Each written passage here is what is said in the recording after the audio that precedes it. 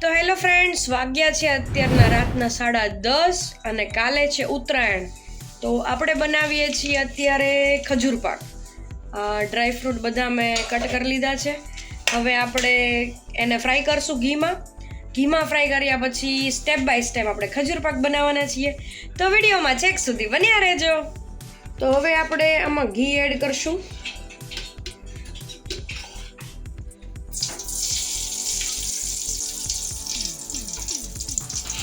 અને ઘી બરાબર ગરમ થઈ જાય પછી આપણે એની અંદર બધા ડ્રાય ફ્રૂટ એડ કરી દઈશું. ગરમ થઈ ગયું છે.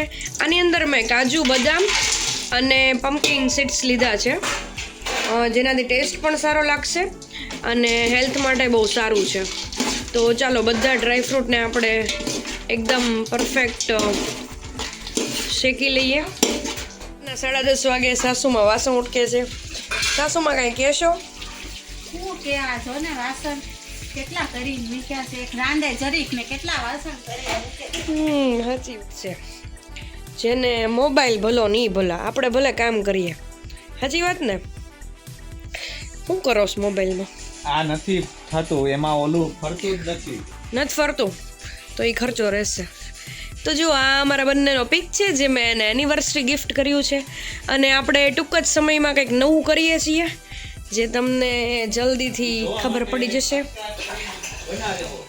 ફરીવાર શું ટૂંક જ સમયમાં અમે અહીંયા કાંઈક નવું કરી રહ્યા છીએ, જે જાણવા માટે તમે અમારી ચેનલને સબસ્ક્રાઇબ કરો અને અમારી ચેનલ પર બન્યા રહો. લાઈક કરો, શેર કરો અને કમેન્ટ કરો. ચાલો તો આપણે હવે પાછું જોઈ લઈએ. આપણું ડ્રાય ફ્રૂટ થઈ ગયા છે, બરાબર શેકાઈ ગયા છે. હવે આપણે એને કાઢી લઈએ. આપણે બધા ડ્રાય ફ્રૂટ કાઢી લીધા છે. હવે આપણે આની અંદર થોડુંક ઘી એડ કરશું અને અંદર ખજૂર બીજો એડ કરી દઈશું. થોડુંક ડ્રાય ફ્રૂટ જેવી. હવે આપણે આ ખજૂર એમાં એડ કરી દઈશું.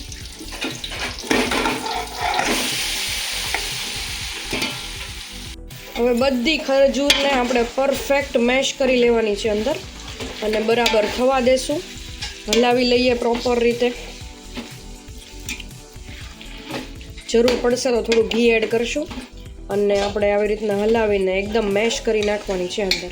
તો ફાઇનલી તમે જોઈ શકો છો આમાં આપણે ઘી તો નાખ્યું છે 1-2 ચમચા, પણ જો અત્યારે હવે જરૂર નથી લાગતી. એકદમ સ્મેલ પણ ઘીની આવે છે અને આપણું એ ખજૂર એકદમ મેશ પણ મસ્ત થઈ ગઈ છે.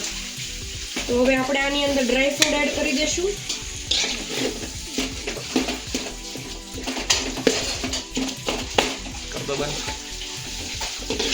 એક મિનિટ. હવે એકદમ મેશ થઈ ગયું છે, તમે જોઈ શકો છો.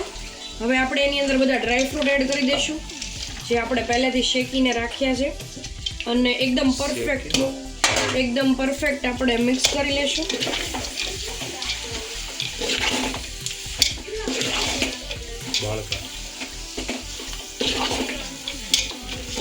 તમે જોઈ શકો છો કે આપણો એકદમ ચટાકેદાર ખજૂર પાક રેડી થવા જઈ રહ્યો છે. તો ચટાકેદાર. હવે આપણે આને એક થાળીમાં અથવા તમારી પાસે કોઈ પણ જાતની ચોકી કહેવાય ફરસાણમાં, એ ચોકી કહેવાય, એમાંય તમે પાથરી શકો છો. તો ચાલો આપણે ગરમ એને જલ્દી પાથરી દેશું. બસ બંધ કરી. હવે આપણે આ થાળી એ જ લીધી છે જેમાં આપણે ડ્રાય ફ્રૂટ હવે આપણે આ એ જ થાળી લીધી છે જેમાં આપણે ડ્રાય ફ્રૂટ ફ્રાય કરીને નાખ્યા હતા.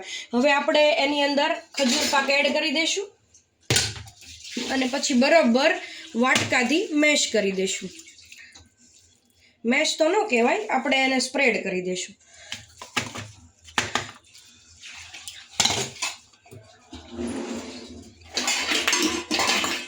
આ વાટકો લેશું જેમાં આપણે 1-2 ટીપા ઘી લગાડશું અને બરાબર એને સ્પ્રેડ કરી દઈશું.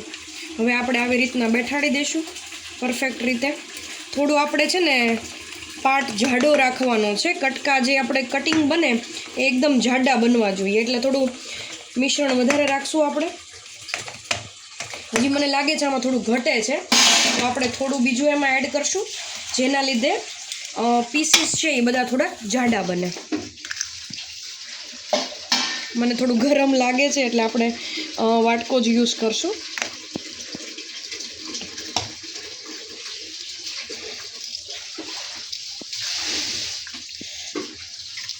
તમે તાવેથાથી પણ પરફેક્ટ સ્પ્રેડ કરી શકો છો. મેં અત્યારે વાટકો લીધો છે. ઘણા લોકો એવું હોય કે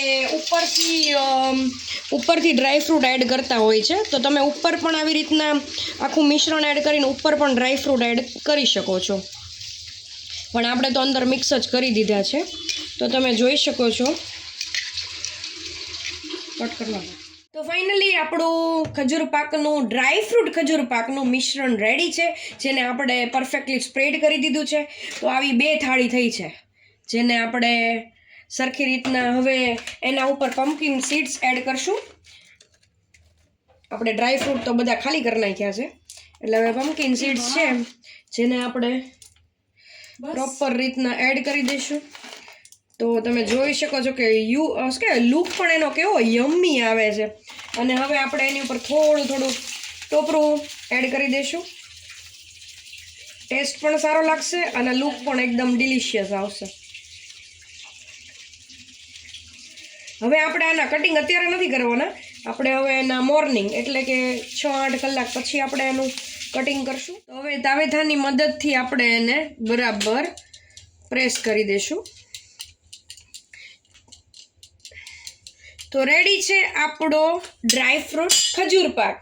તમને પણ જો આ વિડીયો પસંદ આવ્યો હોય તો પ્લીઝ લાઇક કરો, શેર કરો, સબસ્ક્રાઈબ કરો. અને હા, જોતાં જ ખાવાનું મન થઈ ગયું ને, તો તમે પણ તમારા ઘરે આ રેસીપી જરૂરથી ટ્રાય કરજો. Thank you for watching.